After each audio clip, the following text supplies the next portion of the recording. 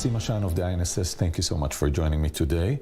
So we're seeing the Saudi Arabian-Iranian deal signed this week to restart the diplomatic relationship between the two nations. Let's look at the interest of both sides, starting with Iran. What's in it for the Iranians? So for the Iranians, it's a part of a strategy that was declared by the president that Iran wants good relations with all its neighbors. That's a very good fantasy, since Iran had very bad relations with most of its, with part of its neighbors. But this is a process that they started. The UAE were before. They already, I think, half a year before, have nominated an ambassador and renewed relations. And Saudi Arabia is now.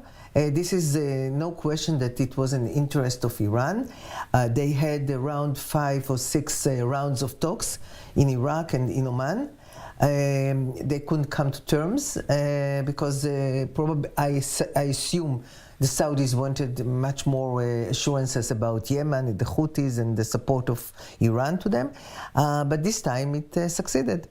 And what's in it for the Saudis? You've mentioned Yemen, but there is more than that. Iran is trying to dominate the area. We've seen an Iranian attack on Aramco, the oil infrastructure in Saudi Arabia in 2019. I gather the Saudis are disturbed or worried because of the Iranians. Yeah. Did they get any assurance that they'll be safe? So it's very correct. You see, Saudi Arabia is in a very unique situation. On one hand, as you mentioned, 2019, this Iranian attack, UAVs and missiles on Aramco for a week. Half of 50% of the export was not could not be achieved, and this is something that was traumatic in Riyadh. It was even more traumatic because the Americans didn't do anything. They are talking about the flow of oil and how it is important and guarantees and security guarantees, and they didn't. And that's Trump. That was the best friend and so much against Iran. So I think since then, the Saudis, not that they didn't know it before, but this was a huge demonstration of the imbalance of power between Iran and the Saudis. It's not only the power, it's also the willingness to use the power, and that is on the side of the Iranians. So I think what happened is a slow deterioration of the Saudi belief that they have the back of the Americans and they can count on them, on one hand. On the other hand, understanding that Iran is achieving slowly but surely its goals. And I think also the advancement on the nuclear field is important. And better have your enemies close than have them as your enemies far now.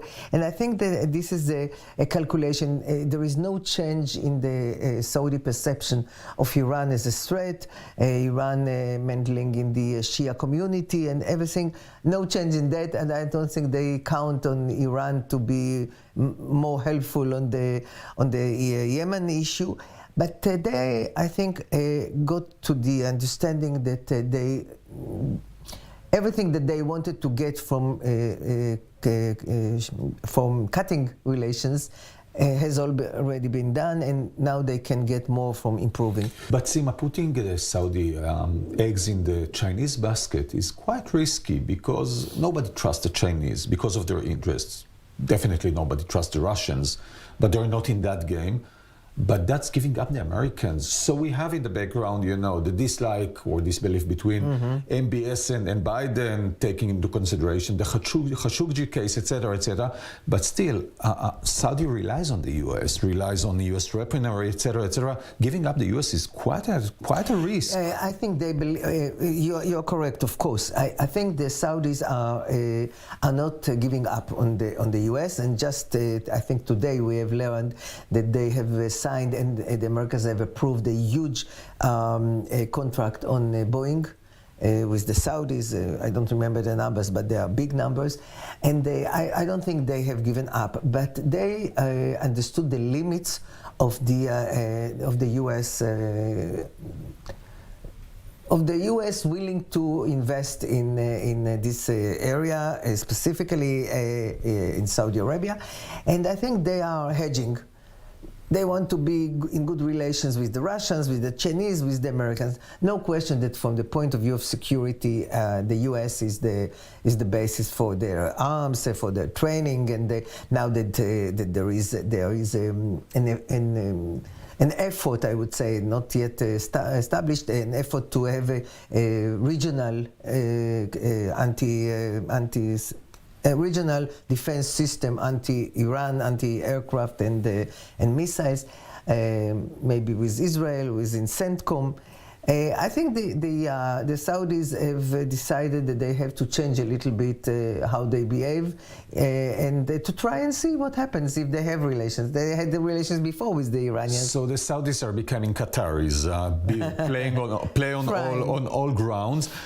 Looking at it from the U.S. angle, I mean, they're the biggest losers here, is because the Biden administration has said openly that China is its biggest rival, opponent, enemy. They have by treating the Saudis the way they did in the past 2 years, they have strengthened the Chinese and weakened themselves. Yeah, that's the result, of course. I think what happens is that there is I would say long time, mainly 2 decades. It started with Obama, with Trump, with Biden. There is the understanding that the U.S. should put most of its effort vis-a-vis the challenge, the main challenge. And the main challenge is China, no question about that, and the region around China. So from that point of view, Republicans, Democrats are in the same thinking.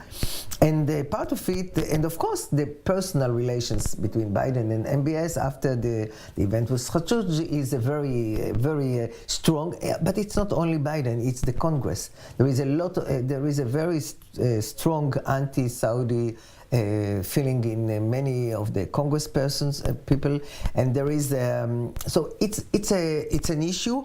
I think there no question that the Americans don't. On one hand, they like what happened because they want stability, and they want to talk to the Iranians. So why shouldn't the Saudis talk to the Iranians? But at the same time, the fact that China was the one who brought it, I think, for the first time, as far as I remember. We used to say always that China is interested in economy, only in the economy, that's what's important. And for the first time, they came and made a political arrangement and in between 2 rivalries, which is not usual for the Chinese. And the question is, and I think the answer is also understood, whether China decides to transfer or to use its economic power also for political benefits. And it doesn't have to be a benefit directly to China, but it has to be something of its prestige and its standing. And I think this is one of the important news coming out of this these relations. So we spoke of Iran and Saudi Arabia and the US and China. Let's speak about Israel. Yeah. Looking at it from an Israeli angle, as you've mentioned, Israel was trying to form or to be a part of a regional infrastructure that will be anti-Iranian, that suffered some kind of a blow. But furthermore, we see that the internal domestic instability here in Israel, political instability, does that reflect in the Saudi decision to go towards, to turn towards Saudi Arabia, saying that we might not be able to trust Israel or to rely on Israel as we thought a year, 2, 3 years ago? So that's the Israeli angle is a very important one. Let me say one word about the. No question that it is a setback for Israel. It is an immediate setback. I'll say a word about it later, but the immediate is because the Prime Minister, when he established the government, he had 3 goals. One of them was normalization with Saudi. I didn't think it will occur because of different reasons, not because of Iran. But that suffered a blow. Yeah. So this image of Israel in the Gulf with the anti-Iran bloc, that's suffered a blow, no question about that. Does it mean that in the future it is an obstacle for normalization? I don't think so. The Emirates had this normalization with Israel. Half a year later, they send an ambassador back to Tehran. So that's not the way. They want to have relations with both sides, and the Iranians, unfortunately for them, accepted it. But the Saudis have different reasons, and they are the custodian of the holy places. They have the problem with the Palestinian issue. So I think the reason for Saudi Arabia not to normalize openly relations with Israel are much deeper than the Iranian issue. I don't think the Saudis thought that they can count on Israel vis-a-vis Iran, but it is the feeling that they have, that the US is not there, that the Israel is in other issues, and at the end of the day, they are their neighbors. Sima Shine of the INSS, thank you so much as always.